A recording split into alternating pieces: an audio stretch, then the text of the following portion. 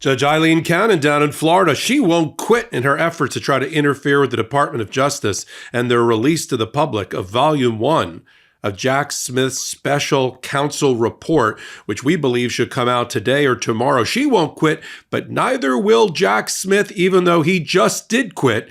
He did lateral it off to the Department of Justice in Washington and to the U.S. Attorney's Office in Florida, and they have filed a new response as required by Judge Cannon to tell her in no uncertain terms that there is no substantive part about Volume 1 that implicates any of her jurisdiction or any of the defendants that one day could be before her. Release the report. I'm Michael Popok. You're on the MeidasTouch Network and on Legal AF. I just had my cup of coffee and I'm ready to dive into about 3 or 4 different pieces of paper, starting with an order late yesterday by Judge Cannon, who just won't quit, but rock meet hard place in the form of Department of Justice. Let's start with how we got here. We have a paperless order. What else?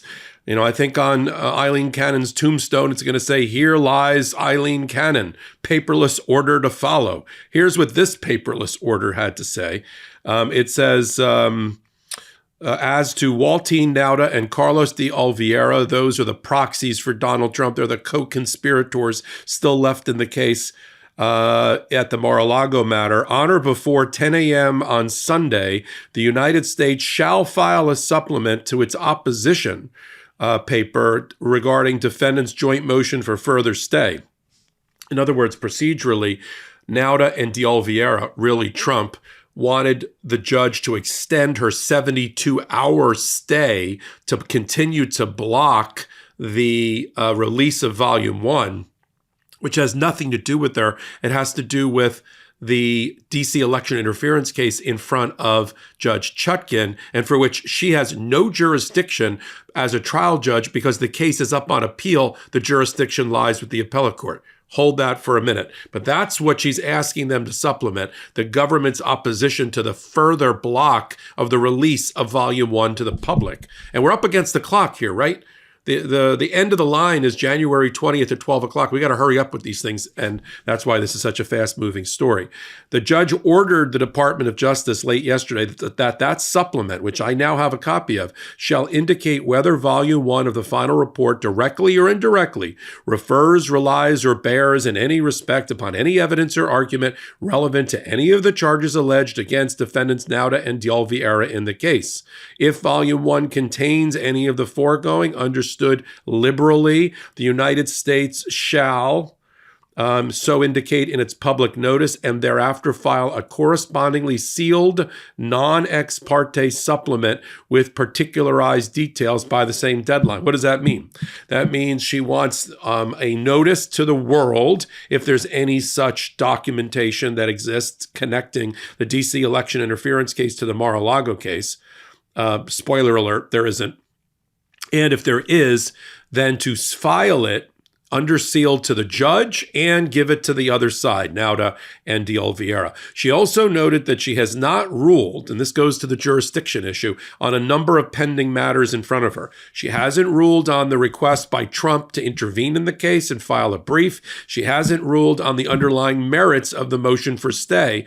Remember, the Department of Justice is arguing she's been divested of all jurisdiction, has no jurisdiction to do any of these things. So what did we get? We got yesterday a full filing by the Department of Justice, their brief, their opposition to the defendant's motion to extend the temporary injunction, in which they argued that the court does not have jurisdiction under a principle of law we call Griggs, named after a case, that the Griggs doctrine says that when a case goes up on appeal, and that's where Mar-a-Lago's case is, it's up on appeal at the 11th Circuit because Judge Cannon had ruled inappropriately, without merit, that the special counsel was improperly appointed by Merrick Garland as an inferior officer, as that term is used in the Constitution, that first time in 249 years, she found that a special counsel has to go through a Senate confirmation process and has to be separately funded. That's all wrong. That's up at the 11th Circuit Court of Appeals.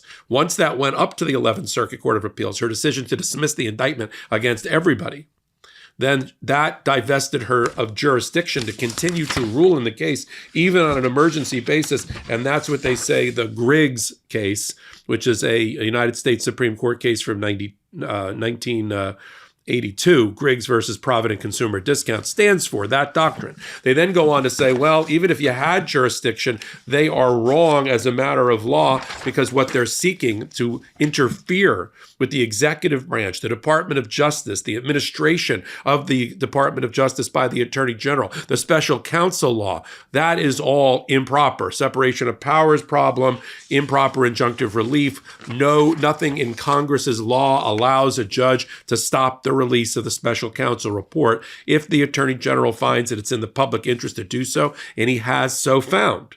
Finally, they argued in their paper that just even if she's right, which she isn't, that the special counsel was unconstitutional or improperly appointed, it doesn't mean his final report is invalid as well, and they go into an argument about that.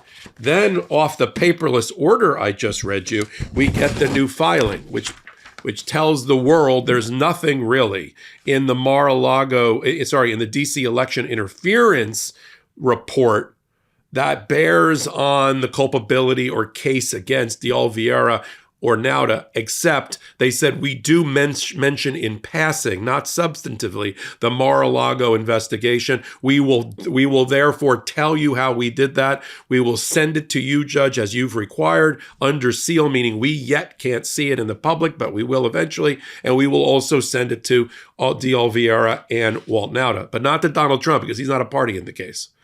Although, let's be honest, Nauta and de Oliveira's lawyers are being paid for by Donald Trump's PAC. You do the math. So here's the new filing that we just got, right on time. They're always right on time with the Department of Justice beating the 10 a.m. deadline.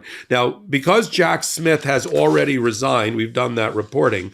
This has now been filed by the Civil Division, the United States Department of Justice, what we call Main Justice, headquartered in D.C., along with the local head of the U.S. Attorney's Office in Miami for the Southern District, which runs between West Palm Beach and Key West, which covers Judge Cannon, Markenzie Lapointe. His office also signed this as well. And here's what they told the court and the public. This is, for those that are following at home, this is docket number 692. 692 pieces of paper have been filed in this case. In response to the court's January 11th, 2025 order, which I just read to you, the paperless order, docket number 691, and without waiving its jurisdictional objection, meaning we don't think you have jurisdiction here, Judge, to do any of this, and we're not waiving it. We will respond, so we're not found in contempt of your order. The United States hereby files this supplement. As the United States has previously noted, the final report of Special Counsel Jack Smith comprises 2 volumes. Volume 1 concerns the Special Counsel's investigation and prosecution relating to the 2020 presidential election in D.C. We call that the election case. Volume 2 concerns the classified documents case. That's what we shorthand as Mar-a-Lago. In response to the court's order, the United States believes that nothing in Volume 1 of the final report of the special counsel, that's the D.C. election interference case, quote, this is the quote from the judge's order, directly or indirectly refers, relies, or bears in any respect upon any evidence or argument relevant to any of the charges alleged against Nauta and de Oliveira in this case. Done. Without referencing defendants Nauta or de Oliveira, however, and this is what they continue on page 2, any conduct by them, any evidence against them, or the charges against them, Volume 1 does make 2 references to the classified documents case. The government will provide the relevant text in a sealed filing. Just the text. It's like a passing drive-by reference. That's it. Now, they also remind the judge and the world that, as noted in Merrick Garland's letter he sent to Congress on the 8th, I've done a hot take on that one, on the Legal AF channel, but I'll give you, off the printer, as you saw, I'll give you what it says in the transmission of some of these things and the report necessary to the ranking members of the Senate and the House by the Attorney General on a special counsel process. I'll talk to you about that in a minute. They reference that letter here. Let's face it, I'm 59, and after a night with drinks, I don't bounce back the next day like I used to. I got to make a choice. I can either have a great night or a great next day. That is until I found pre-alcohol. Z-Biotics pre-alcohol probiotic drink is the world's first genetically engineered probiotic. It was invented by PhD scientists to tackle rough mornings after drinking. And here's how it works. When you drink, alcohol gets converted into a toxic byproduct in the gut. It's this byproduct, not dehydration, that's to blame for your rough next day. Pre-alcohol produces an enzyme to break this byproduct down. Just remember to make pre-alcohol your first drink of the night. Drink responsibly, and you'll feel your best tomorrow. Look, I won't lie. I was a bit on the fence about pre-alcohol initially, but then, while hanging out with some old buddies in Miami on a recent visit, I gave it a shot. And with them, it's a great dinner with cocktails and then lots of amazing old vintage wine, followed by cognac and cigars. So believe me, I'm here to tell you, pre-alcohol is the real deal. I got up the next morning raring to go and meet them for our annual basketball game. Go to zbiotics.com/legalaf to learn more and get 15% off your first order when you use LegalAF at checkout. ZBiotics is back with 100% money-back guarantee. So if you're unsatisfied for any reason, they'll refund your money, no questions asked. Remember to head to zbiotics.com/legalaf and use the code LegalAF at checkout for 15% off. They say the special counsel's transmission of the final report, both volumes, to the Attorney General included a transmittal letter. That's the letter attaching it from Jack Smith where he said, my recommendation is don't release volume 2. Classified documents, only release volume 1 while the case is still pending on volume 2.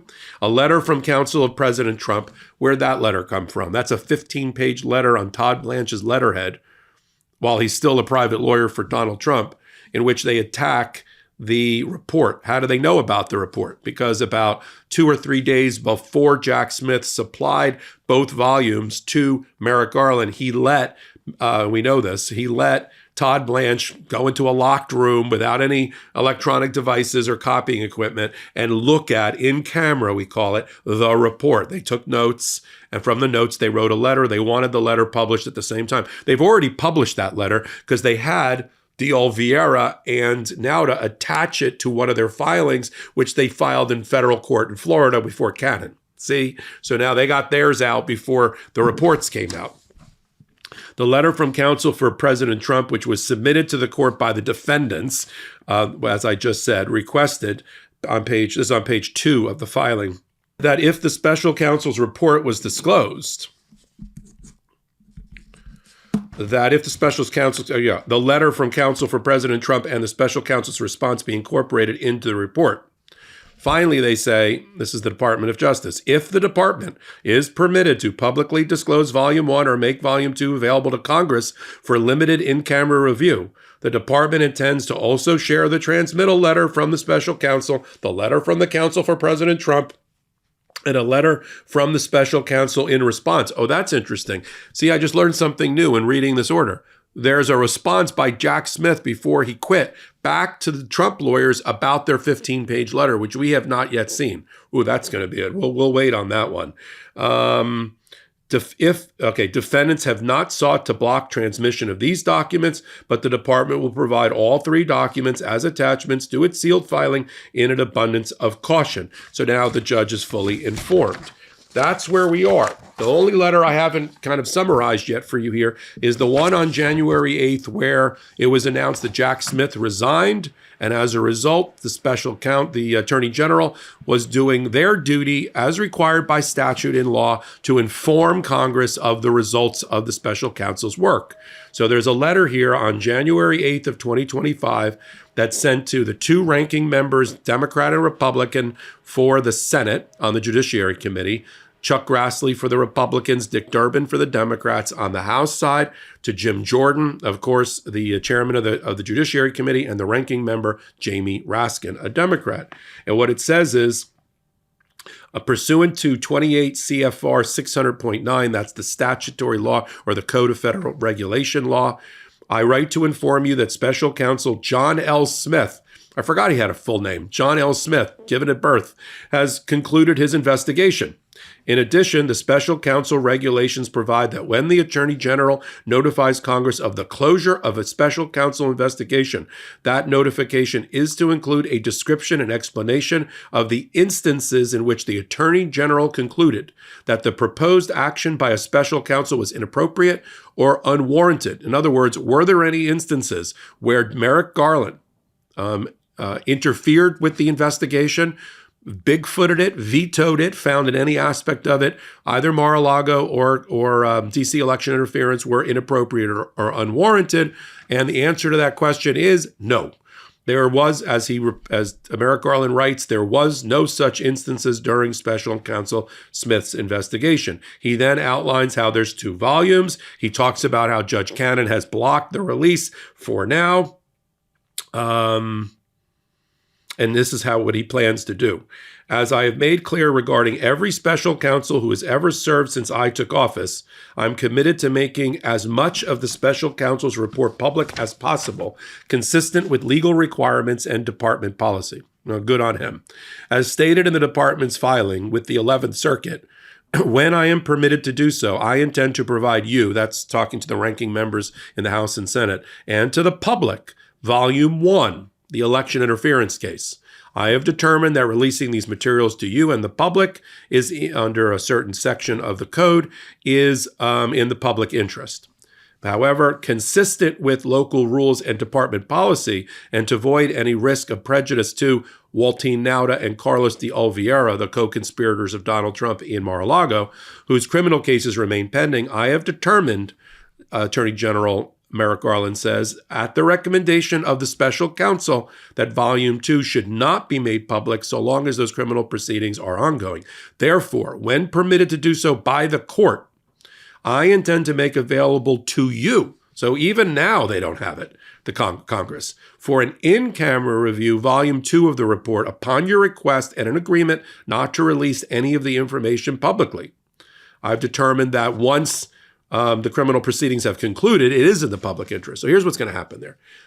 Assuming we get past all of these ridiculous canon orders and the 11th Circuit rules on the notice of appeal that Jack Smith also took of her orders, and they slap her back, in the next, I would say 24 to 72 hours, we're going to get Volume 1.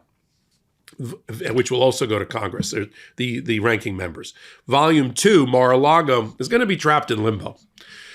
The in-camera review is a means, just to define it here, it means that you get it, you can look at it, you can't copy it, you don't get a hard copy of it, you don't get a digital copy of it, you get it on a server, it's locked, you can read it, maybe you can take notes, but you have to agree not to release it. Of course, we can't trust MAGA in Congress or Senate, but that's how that's supposed to work. I don't think we're going to see Mar-a-Lago, but because by the time the criminal case is over, it's going to be under Donald Trump.